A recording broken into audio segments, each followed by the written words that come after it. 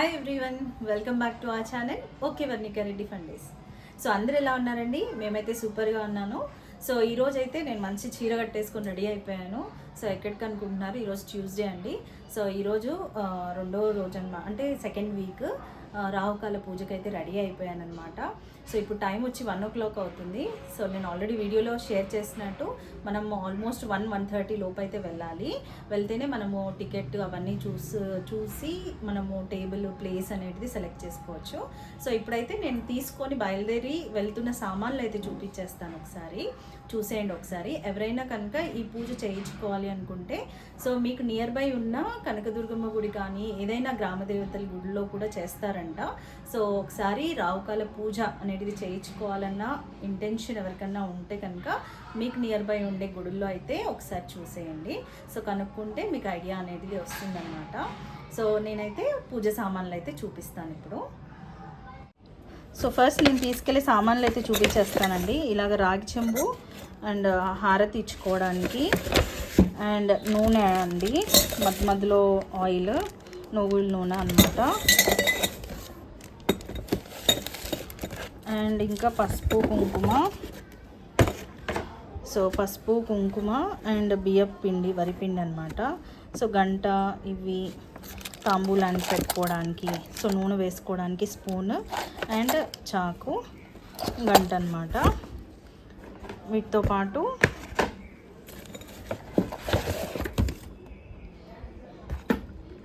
ఇక్కడ దీంట్లో అయితే ఆయిల్లో వేసుకొని పెట్టేసుకున్న దూది ఒత్తులు అనమాట. సో ఇంకా నిమ్మకాయలు ఇలాంటివి అయితే మనము వెళ్ళే దారిలో తీసుకొని వెళ్దాము. సో అది ఇంకా ఈ సామాన్లు అనేటివి నేను ఈ బ్యాగ్లో అయితే సెట్ చేసేసుకున్నాను.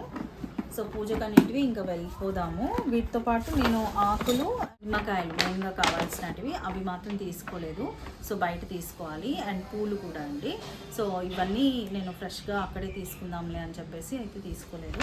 సో ఇప్పుడు టైం అయితే 1 అవుతుంది. ఇంకా బయలుదేరి వెళ్ళిపోదాము పూజ అయితే.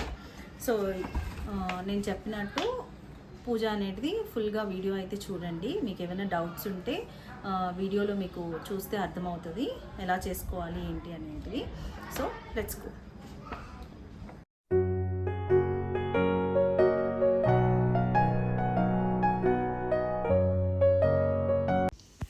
ఇంక ఈ గుడి వచ్చేసి అమీర్పేట్లో ఉన్న కనకదుర్గమ్మ గుడి అండి. సో మన ఇంటి దగ్గర నుంచి అయితే ఓన్లీ జస్ట్ 10 minutes డిస్టెన్సే అనమాట. చాలా దగ్గరే. మనం వెళ్ళేసరికి చాలామంది కూర్చొని ఉన్నారనమాట. ఇంకా ఎదురుగా కనిపిస్తుంది చూడండి, ఇది టికెట్ కౌంటర్. ఇక్కడ ఒక 100 రూపీస్ టికెట్ అయితే తీసుకోవాలన్నమాట ఈ పూజకి. మామూలుగా విడిగా చేయించుకోవాలంటే ఈ పూజ చాలా కాస్ట్ అండి, చాలా ఎక్కువ తీసుకుంటారు. ఇక్కడ అందరం కలిసి చేసుకుంటున్నాం కాబట్టి ఇంత తక్కువ ప్రైస్ అనమాట. చాలామంది చాలా దూరం నుంచి వచ్చి చేసుకుంటారండి. ఇక్కడ బోయిన్పల్లి అంటారు, కూకట్పల్లి అంటారు, మెహదీపట్నం అంటారు, చాలా దూరం నుంచి వస్తూ ఉంటారనమాట ఇక్కడికి. సో పొద్దున్నే వచ్చి వెయిట్ చేసి చేసుకునే వాళ్ళు కూడా ఉంటారనమాట. సో అందుకని చెప్పేసి చూడండి, నేను వచ్చి 1:30 టైంకి అందరూ అన్నీ మ్యాక్సిమం రెడీ చేసి పెట్టేసుకున్నారు. సో ఇంకా నాకు టేబుల్ మీద వాటర్ చల్లేసుకొని తుడిచేసుకొని పసుపు అయితే రాసుకొని ముగ్గు వేసుకున్నాను పిండితోటి.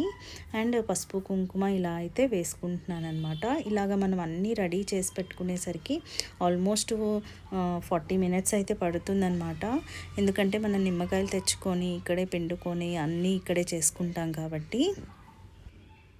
సో పూజ అనేటిది అర్థం కావాలంటే మొత్తం వీడియో చూడండి, అప్పుడే పూర్తిగా అర్థమవుతుంది. సో ముందు విఘ్నేశ్వరుడికి అయితే దండం పెట్టుకోవాలి కదా. సో విఘ్నేశ్వరుడి దగ్గరికి అయితే ఒక టెంకాయ తెచ్చుకుంటాం అనమాట. ఇక్కడ విఘ్నేశ్వరుడికి కొట్టుకొని సో దీపాలు వెలిగించే వాళ్ళు దీపాలు వెలిగిస్తారు.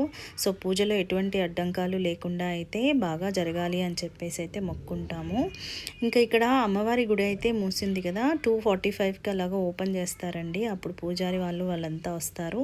ఈ టైంలోపు మనం అన్నీ సిద్ధం చేసుకుంటే పూజ అనేది స్టార్ట్ చేస్తారనమాట. నిమ్మకాయలు తెచ్చుకున్నటివన్నీ పిండుకొని వాటిని పైకి తిప్పుకొని ఒత్తులు చేసుకొని ప్రాపర్గా పెట్టుకోవడానికి అయితే టైం పడుతుంది అనమాట. పసుపు గణపతి అండ్ సుబ్రహ్మణ్యేశ్వర స్వామిని అయితే చేసుకొని ఇలాగ తమలపాకుల మీద ఏర్పాటు చేసుకున్నాము. ఇంకా దీపాల కింద అయితే ముగ్గుని అనేది వేసుకొని పిండి ముగ్గునైతే వేసుకొని కొంచెము అవి కదలకుండా ఉండేలాగా అయితే చేసుకున్నాను. సో ఇదండి, ఇలా అయితే ఏర్పాటు చేసుకున్నాను అనమాట. ఇంకొక 10 నిమిషాల్లో అయితే పూజ అనేది స్టార్ట్ అయిపోతుంది.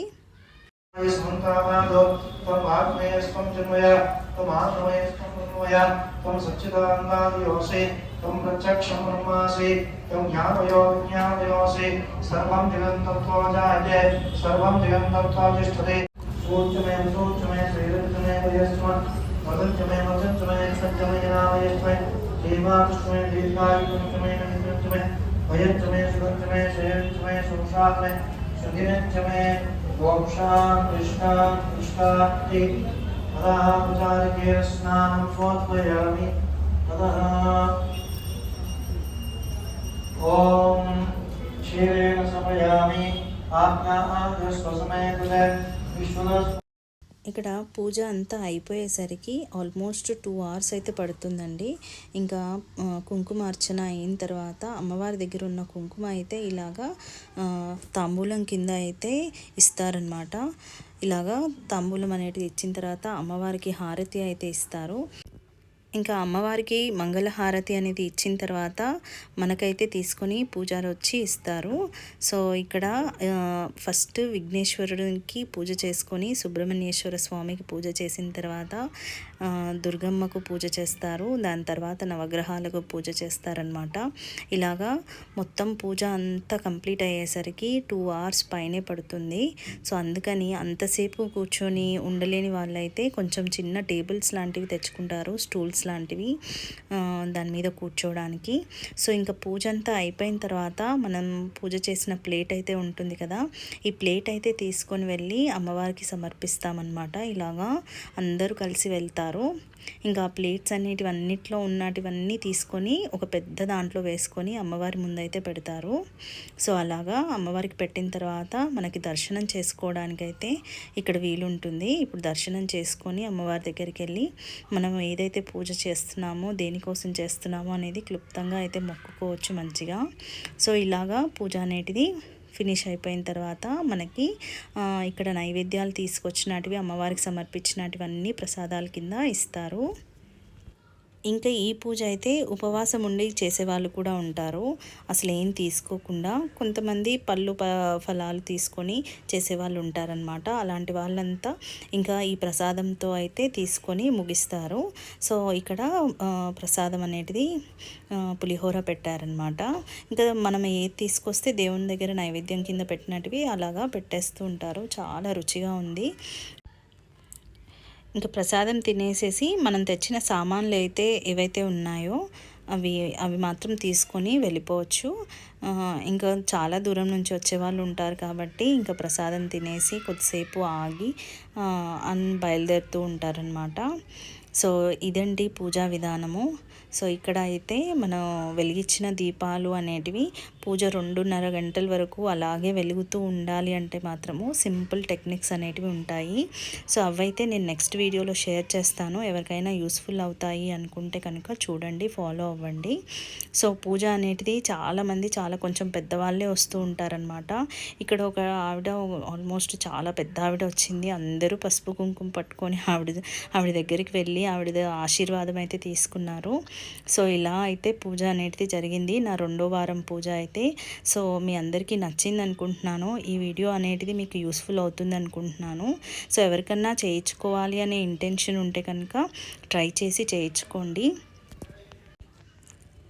సో ఇలాంటి మరిన్ని వీడియోస్ కావాలంటే కనుక నా ఛానల్ని అయితే సబ్స్క్రైబ్ చేసుకోండి, లైక్ చేయండి అండ్ షేర్ చేసి ఒక కమెంట్ అయితే చేయండి. సో దట్ నాకు ఇంకా బూస్టప్ లాగా ఉంటుంది మరిన్ని వీడియోస్ చేయడానికి. And hope you like this video. Stay tune for more videos. Bye bye.